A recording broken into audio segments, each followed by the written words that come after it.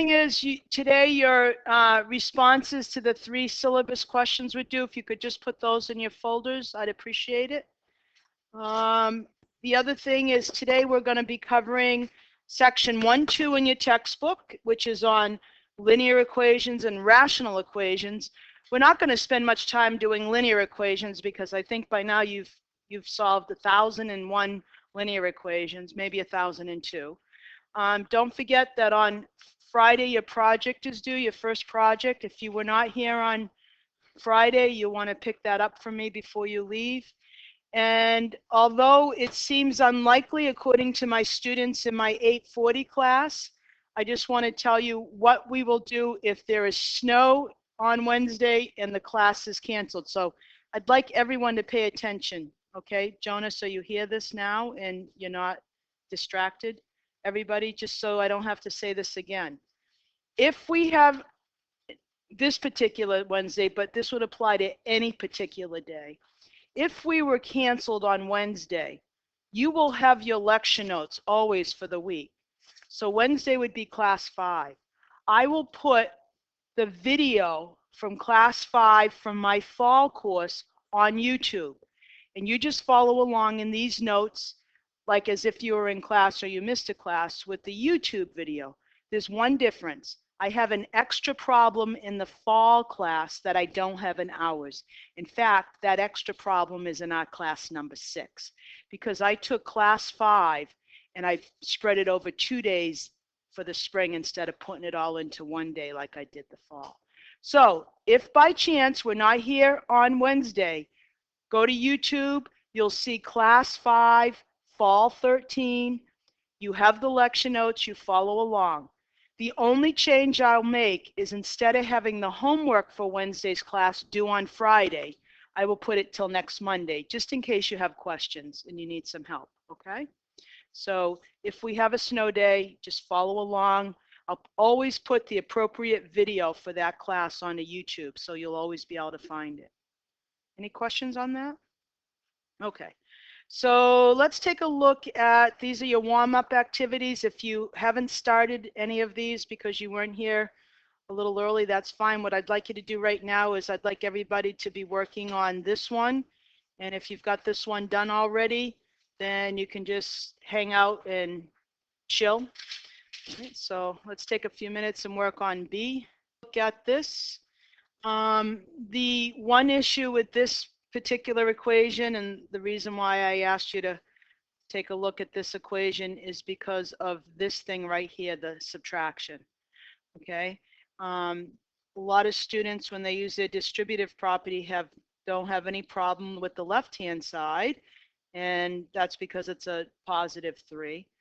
But when we have a situation like subtract 5 times x minus 4, the reason why we're able to say verbally that's negative 5 times the quantity x minus 4 is because subtracting 5 can be changed to adding the opposite of 5. So that's why we're allowed to say negative 5 times x. And the same thing is true with this one. Negative 5 times negative 4 is plus 20. So most of the errors occur right here. That's where most of your errors are. Some of you had the minus 20 there because you didn't distribute the negative sign through to both the x and the negative 4. Okay, and then from here, it shouldn't be too much of an issue for you. You get 8x. What did I do? 10 minus 5x plus 20. Is that right so far? Is 24, and x is 3. Now the difference with how you're used to writing your solutions to your equations is you're used to writing just your final equation that says x equals 3 or x equals whatever number it is. Your book wants you to focus on the fact that when you solve an equation, you get a solution set. In this case, you only have one number in that set. The number is 3. So you put it right in there, just like that. And that's how you're going to be putting your solutions onto my math lab. They'll always have these little set symbols, and you'll put your answers to your equations right in there to the solution set. Any questions on this one, x equals 3? Okay, I want to show you how you can do the same type of problem with your graphing calculator. The way you can approach, and sometimes it's really nice to know how to solve equations with a graphing calculator. What we do with the graphing calculator is we say, we're going to call everything on one side, let's, in this case, look at the left side of the equation. We're going to put that right into y1 and consider that an equation. Then we're going to take everything on the right-hand side of the equation and put that into y2. And we're going to use either our graphical nature of the graphing calculator to see when y1 equals y2, or our numerical feature, which is the table. So we're going to look at two different ways, two other ways to solve an equation using your TI-83. Okay, so this is what we call an algebraic solution to the equation. And what we're going to look at right now is a numeric equation or a check and a graphic check. So we just found the answer to this equation is x equals 3. So what would that look like if we used our calculator? Let's take a look. Let's take a look first at the actual, let's look at the graphical check first. All right, we'll take a look at the graphical check. So we go to our calculator, and where we see y equals, we put y1 equals 3 parentheses x plus 2. Actually copy it exactly like you see it. You don't want to simplify either side in case you made a mistake, right? If you had originally called this minus 20, you'd have a mistake here. So put it in just like you see it. This y2 is going to be 10, take away 5 times the quantity x minus 4. Both of these, if you were to graph these, would form straight lines. This first line would have a positive slope of 3, and the second line here would have a negative slope. So you should be expecting two lines going in different directions. The first line will be increasing from left to right. The second line will be decreasing from left to right. So what we usually do is we hit zoom 6 and then we graph it. So there we go. Now the problem here is with our standard window, we can't see where the two lines intersect. So notice, we don't really need y values below the x-axis because that's not where our point of intersection is. Okay, so I'm going to rearrange my window here, and I'm just going to say my y minimum value is 0. And I've got to make my y maximum value bigger than 10. I don't know how big it should be. I'm just going to double it and see if that helps. And now I'll hit enter and I'll get my graph all over again. So let's try that.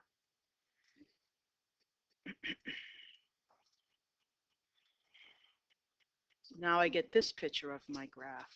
Here we go. So what this says is that at this particular point where they intersect, both of my y values are exactly the same. Both of my y values are exactly the same at that intersection point. Oops, I've got to take a picture of this first. Hang on. Because I can't write on it when it's on there. Okay. So we got our intersection point by using second calc intersection. So if you were explaining this on a quiz or a test, you would say, I enter y1 equals 3 times x plus 2, and I enter y2 equals 10 minus 5 times x minus 4, and then you would say I hit second calc and go down to 5 where it says intersect. Okay, all right, and now you can see where it intersects. Well, we're not sure exactly what that point is. So to find the value of that point is when you hit second calc 5 intersect. Now here's the neat part. You don't have to move that cursor anywhere. You don't have to put in left or right bounds. You're going to like this. You just go like this. Enter, enter, enter 3 times. That's all you have to do. Enter, enter, enter, and up will pop the coordinates of your intersection point. It says when x is 3, on both of these equations, y is the same, it's 15. So your solution here is x equals 3, because it makes both the equation y1 equal to 15 and the equation y2 equal to 15. So that's how you can find or check whether you did a problem correctly with your graphing calculator. So every time you solve an equation, a linear equation, you can use, well, we can do it for more than linear, but this is just what we're doing right now is linear equations. So there it is right there, x equals 3. So it's this point, 3, 15. Any questions on that? Okay, it's right here, Gina. So I hit second calc. Let's do it again. Second calc right above the trace. I came down to 5. I hit enter, and then this thing says hit enter 3 times. 1, 2, 3. And then it will give you your intersection point. Okay? Perfect. Good. All right. Now let's suppose you wanted to check it with a table. All right. Well, for a table, you go to your table set, which is second window is where your table set is. And this particular table right here starts at 1 and increments by 1 up to 5. Now, the only change from what we've talked about earlier is I'm going to keep the independent on auto instead of ask, because I want it to fill in these 2 columns. Okay. So if x is 1, y1 is going to be 3 times 1 plus 2, which is 3 times 3, which is 9. If x is 1, y2 is going to be 10 minus 5 times 1 minus 4, which is 10 minus 5 times negative 3, which is 10 plus 15, which is 25. So you can see when x equals 1, our table tells you y1 doesn't equal y2 because 9 doesn't equal 25. So we're going to let the calculator run through all the possibilities from 1 to 5, the integers, the positive integers, and we're going to look at the table to see if we can find where y1 equals y2. So now I'm going to hit second graph, which is table, and there's my table. And you go along at 2, y1 is 12, y2 is 20, and bing, bing, bing, bing, bing, bing, bing, at 3, both of your y values are 15. So you can see that both your graph and your table support the same answer, that x equals 3. When x equals 3, both the y values equal 15, which is what you see here on the graph. Okay. So this is called your numeric check using a table, and this is called your graphic check using the graphs of each side of your equation. Any questions on that at all, how you would use this?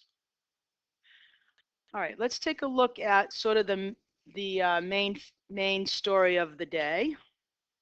And the main story of the day is dealing with linear equations that have fractions in them. Okay, so here's a linear equation with denominators that aren't algebraic fractions, they're just constant. So in this particular case, you would have seen a problem like this before Math 107. And I want to ask you, when you see, now part of what you would do, or when I ask you what's the first thing you would do, is because you're coming off this homework where you're adding and subtracting fractions. And you've got a certain like method in your head, and it's hard to get rid of that method. Notice here we are not adding and subtracting anything. We're solving an equation. When you solve an equation, you have some tools available to you that you can work with that you can't work with when you're just putting together 2 fractions like through adding or subtracting. All right? So if I let you like just go to town right now, what would be the first thing you would do to solve? And if you haven't worked ahead and looked through that table, which some of you already have. But if I just left you to your own devices, what is the intuitive thing you would do right now? Dan? So intuitively, you would multiply both sides by... So you're going to take it one at a time and get rid of each denominator, or you... Okay, so Dan said...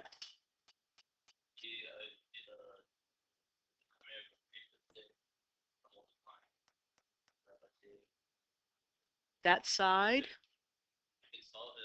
No, but I want you to be careful. You're not going to multiply one side by 2 and another side by 4. So, I mean, I would do the whole thing by 2. This whole fraction by 2. Yes. It's 1 you're multiplying by. Top and bottom by 2, which is really 1. Huh? 2 on top, 2 on bottom? Right, that's the number 1. That's why you're not changing it. 2 of... Yeah, I would change the 3 to 6. Like 2 minus x over minus 2x. Okay, so you've multiplied the top by 2 and you've multiplied the bottom by 2, which is the number 1. Yeah, okay. So you didn't multiply it by 2, you multiplied it by 1 in the form of 2 over 2. Oh, okay. All right. So we're just going to go with what Dan says. He said he's going to multiply the top of this by 2 and the bottom of this by 2. And he's got x plus 1 over 4 equals 1 over 6 plus 4 minus 2x over 6. Then what would you do from there, Dan?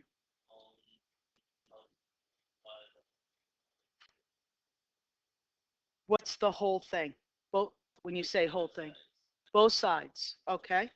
All right, so I'm going to multiply this side by 6 and everything on this side. So both of these terms get multiplied by 6. Okay. Now what do I have, Dan?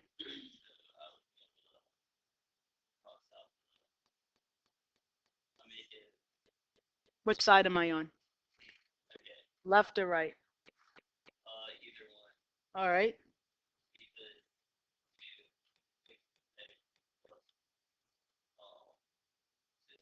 So you put that in parentheses and you distribute it, yeah? Over 4 equals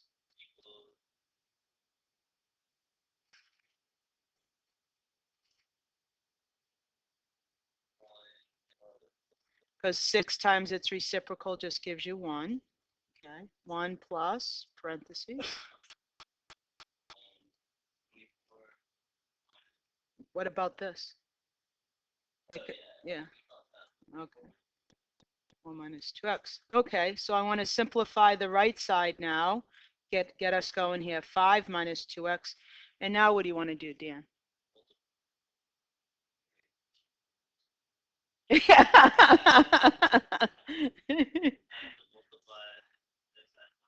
Multiply both sides by 4, okay? Because you have a 4 in this denominator.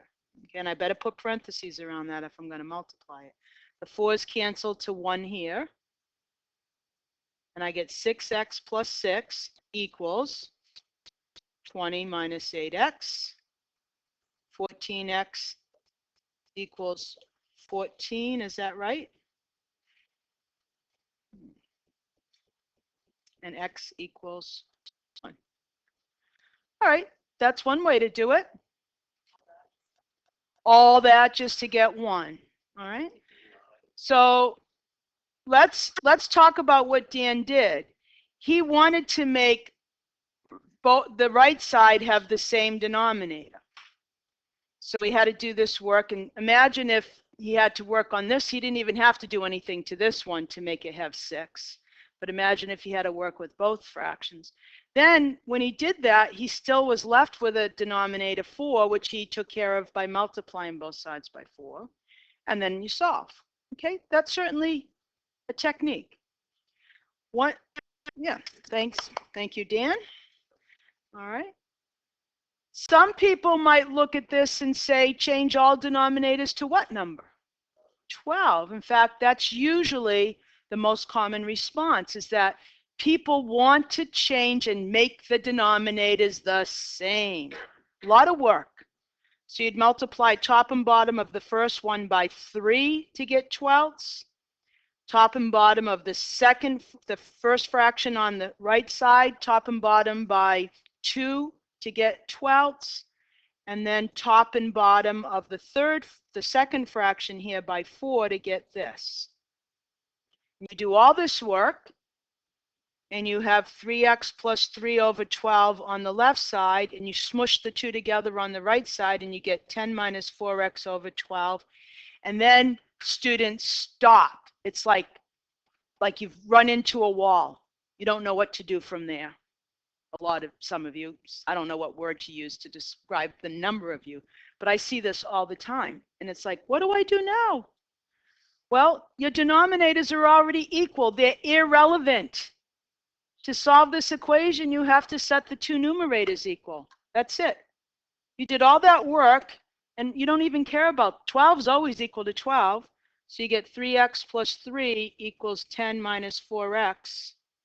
You get 7x equals 7, and x equals 1. Same answer. Okay? I don't know which way you find easier. Okay? But we're so sort of like almost brainwashed in a good way to change everything to common denominators that when you get the opportunity to not do that, it's really hard to break the habit.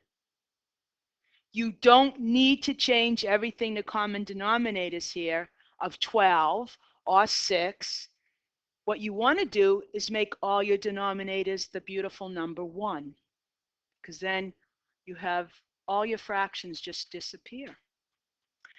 And you can only do that when you're solving an equation. So now you're on, Cooper. Were you going to volunteer how you did it? Yeah. I kind of did some denominator. I just dx plus 4 But how did you get there?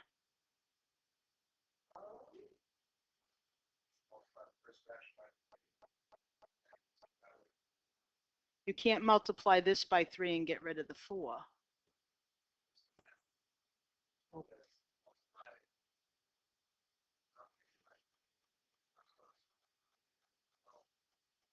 So you're multiplying it by 12, not by 3. Okay. All right. So let's take this again. Right. So you didn't multiply it by 3, you multiplied it by 12. Okay. So let's take a look at this again. And let's try to, for once, ignore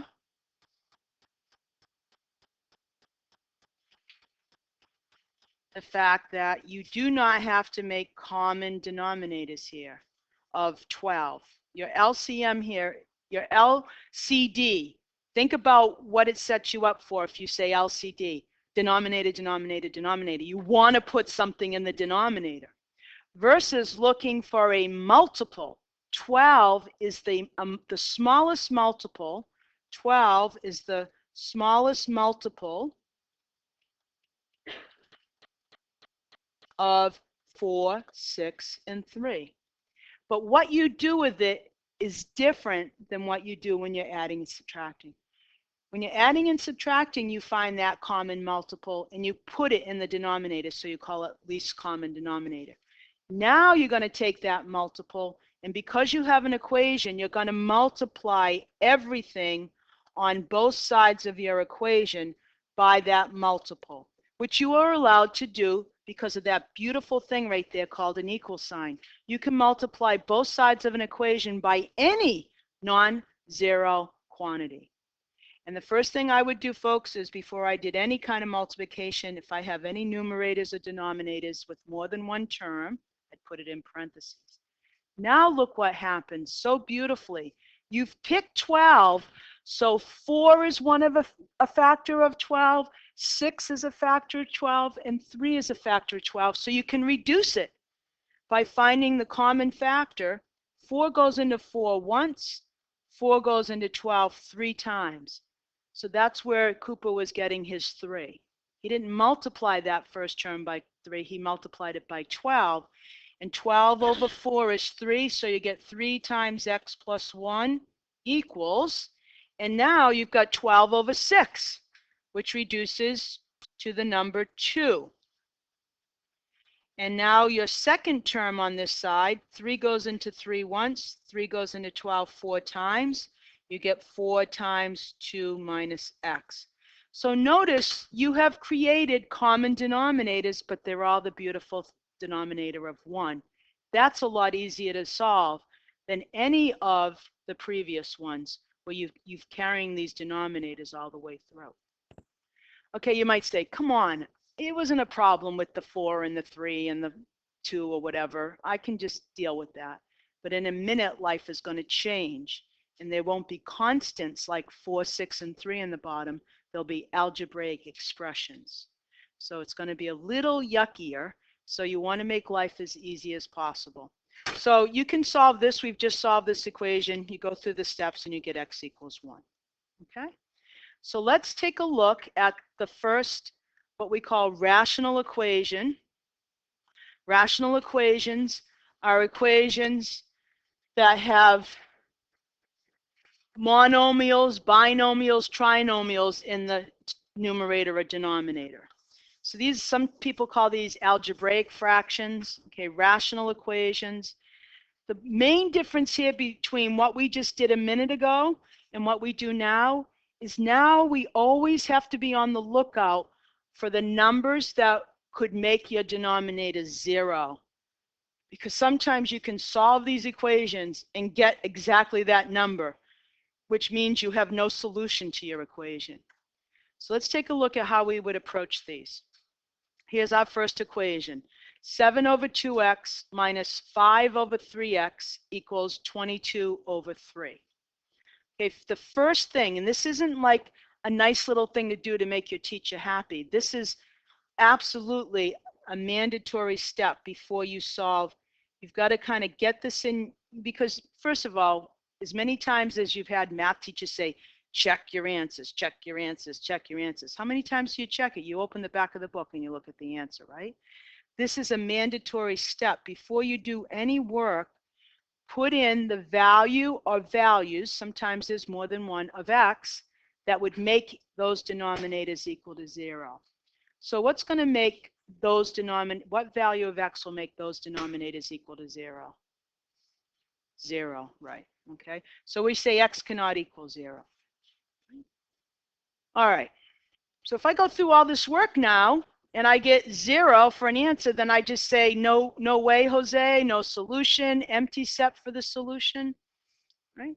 Now, I want to show you the process of finding the LCM when it's not just numbers, okay? Because it's the same process we use with numbers. You factor everything. So my first denominator is already factored. Here it is, 2 times x. That's my first denominator. And I use 2 different colors because 2 is prime and x is prime. I cannot factor this any more. So I consider 2x prime. So I'm going to show you colors, one approach with colors and then one approach with Venn diagrams. My next denominator has 3 times x. Do you all agree that 3 is a different factor than 2 or x? All right, so I'm going to put 3 here. And then I'm going to line the x up right beside it under the x from the first denominator. Okay, so there's my second denominator. And my final denominator has a 3 in it. And I've already seen 3 as a factor in my second denominator, so I'm going to line it up right underneath. So there's my first denominator, my second denominator, and my third denominator, all factored out. So to find my lowest common multiple, I come straight down and I represent each factor, the most number of times I've seen it in any one factorization. And there it is right there. So my LCM is 6. It's the multiple of 2 times 3 and the x, because the x is there. So that's how you would sort of do it, like in a little kind of tabular form. Some of you are visual, and you can do all LCMs by using Venn diagrams. You can do 2 times x, that's your first denominator, Your second denominator involves 3 times x, so you're going to grab the x, say, come with me, and now multiply me by 3. So you can see, here's the first denominator, 2x, here's the second denominator, 3x. 3, the third denominator, is already right here. There it is, 3. So to find your LCM, you just multiply straight across, and you get 6x. So the moral of the story is you prime factor each denominator. That's how you have to start out. Prime factor each denominator, and then find your LCM. All right. Any questions on why it's 6x? Anything at all? All right, so now I'm going to erase this so I have a little room to work with you. All right, so now again, remember, you do not have to multiply everything and make common denominators. You use that LCM of 6x and you multiply both sides, everything on both sides of the equation by 6x. And that's when life gets so much easier than trying to convert everything to having 6x in the denominator. So that's all I did is beside that original equation, notice each and every part of the equation got multiplied by 6x. Now you could, if you wanted to, call this 42x over 2x. If you wanted to do the multiplication out, you could do this. And notice what's going to happen. Your x's are going to cancel, and 2 goes into 42 21 times. So you're going to be left with 21. Or you can do your reducing before you multiply. You can say x goes into x, 2 goes into 2 once, 2 goes into 6 twice, and now you've got 2 times 1 times 7 on top. Oops, that should be a 3. 3 times 1 times 7 on top for 21. So all of that messy, yucky stuff is just the number 21. Someone want to help me with the second term right here, how I would reduce this? Want to help me out? My brain's a little tired from watching the Super Bowl. Can anybody help me reduce that? Yeah, Steph.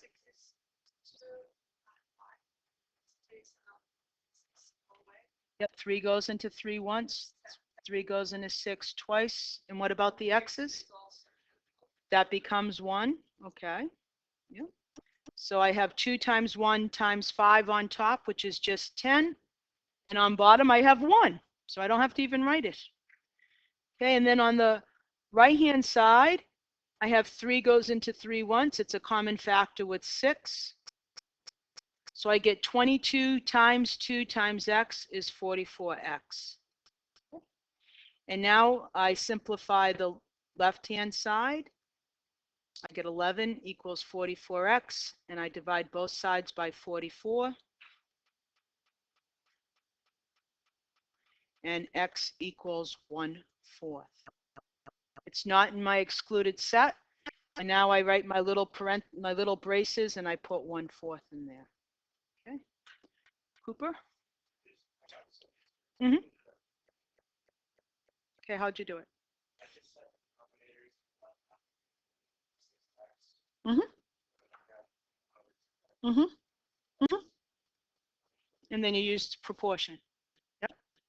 Yeah, that's so you made common denominators and then solve the proportion. That's fine. You're still using that idea of making common denominators, which as long as it looks like this, Cooper, with it just being simple things like 2x and 3x, not too much of a problem. When we start getting to problems like B and C, it can get really messy fast. Okay, so just find your way, whatever, when you find something a little easier to do, like maybe you don't consider this easier because you can just put these together and make them 6x, that's okay. But as we move along here, you're going to see that this kind of ratcheted, I can't do it. You know what I'm trying to say. It gets complicated pretty quickly. All right. So yes, there are multiple ways of doing these. Believe me, I'm not saying there's just one way. There are multiple ways. I'm trying to show you in the long run what might be the least amount of work. Okay, but if you only understand it the way you understand it with the common denominators, just keep going. Okay? What I'd like you to do now at your seats is I'd like you to work on 5. Okay? Before you start, make sure you put both of these denominators in parentheses and find your excluded values. And work on that. You can work with each other. You can remember these beautiful markers I got you the other day. You can work with each other on the boards. Yes. You can work with each other on the boards so you don't have to suffer in silence. You're welcome.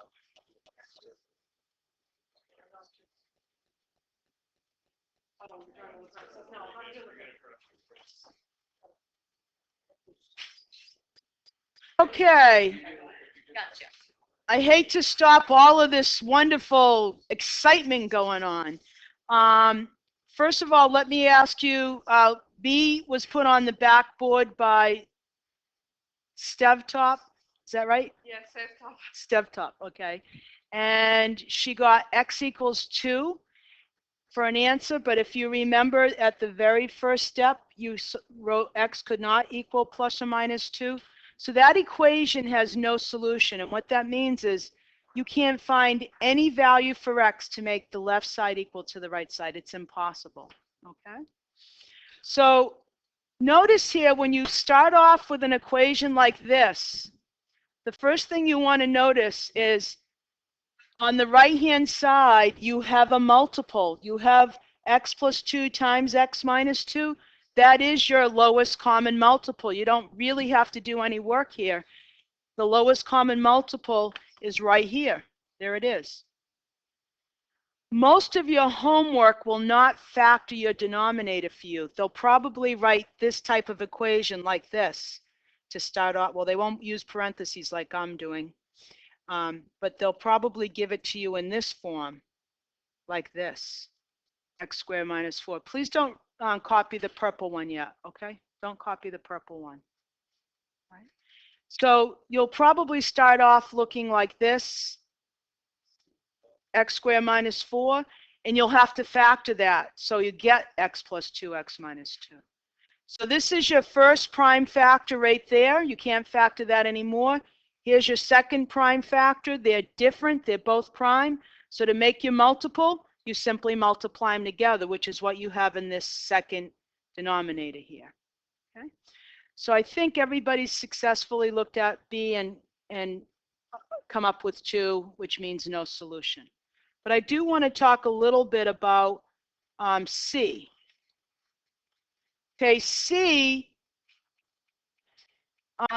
Chris just multiplied both sides by x squared minus x. Why did he do that? Because x squared minus x is the LCM. The one thing that Chris did that I'm not comfortable with is this kind of thing right here. So let me show you if you were working on a problem like this. Your excluded values, before you can find your excluded values, you got to factor everything. Well, the first denominator, there's nothing you can do with x. It's already prime. No way to factor it.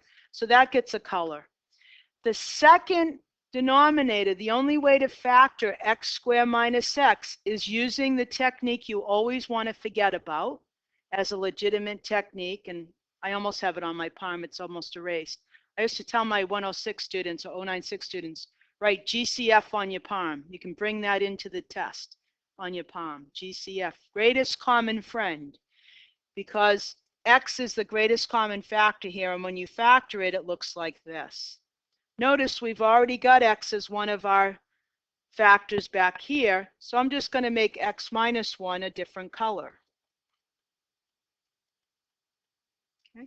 So this is, when I factor it, x times x minus 1. And this x is x. So the only thing I see is 2 different colors. I see a green color and a red color. Those are my 2 different primes. So my multiple has to be to multiply them together. There they are. I keep it in factored form rather than the form that Chris chose to multiply both sides, so I can easily see how my denominators cancel. So I take my equation, 1 over x plus 1 over x times x minus 1 equals 5 over 1. And now I'm going to multiply each one of those by this factored form, which is what Chris did. He just called it x squared minus x. Okay, so now I'm going to do this. In fact, I might as well really use my colors here and go crazy. So you can see what's canceling. All right. And then I multiply my second term by x times x minus 1 all over 1. And then the right-hand side of my equation, x times x minus 1 all over 1.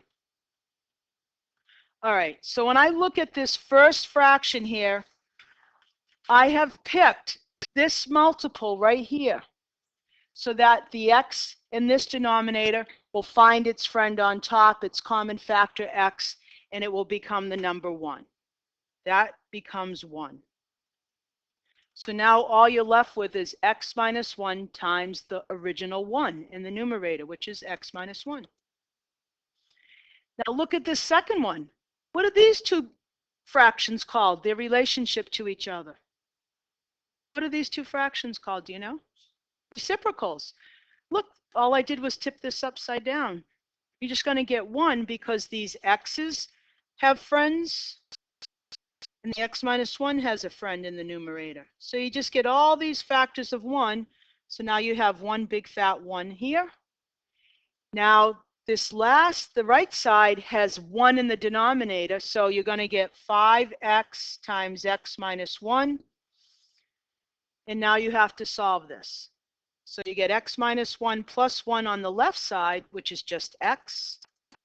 You get 5x squared minus 5x on the right side.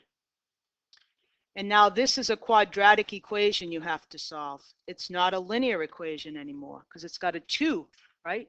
So you set one side equal to 0, and you get 5x squared minus 6x. And in order to solve that quadratic equation, you need to use your greatest common friend again to factor it. X is the greatest common factor. So you got two choices here, folks. No, I won't show you that yet. 0 equals x. You factor out the x, you have 5x minus 6. And now you have a multiplication problem equal to 0. So you use the 0 factor idea where you say, hey, this equation is going to equal x when I set my first factor equal to 0. Well, that's not much work to set x equal to 0. And when I set my second factor equal to 0, and solve for x. Well, this one's already done. This one, when I solve for x, I get 5x equals 6, x equals 6/5. But I know x cannot be 0 because way back at step number 1, I said x couldn't be 0 and x couldn't be 1. Oh, you let me get away without doing it. X can't be 0 here and x can't be 1. So the only solution I have is right here, 6/5. That's it. So the most work you have here is finding the common multiple. That's the hardest job. And when you multiply both sides of your equation by it, you'll come up with a nice either linear equation or a quadratic equation like this that you have to factor. I'm going to skip the next section with the bridesmaids. I know that. Anybody see that movie? Oh my God, I thought that was so funny. I think that's what made, what's her name, Melissa McCarthy? Is that, or Mary McCarthy? What is it? Melissa? Yeah, that's like what brought her to fame, really. Yeah. So what I want you to do now is I want you to work on these 3 problems. You've got 15 minutes. All the way, keep going, keep going. It's on the back of your homework. It says modeling resistance worksheet. Oh, you got it there, William. Everybody find it? Okay. All right.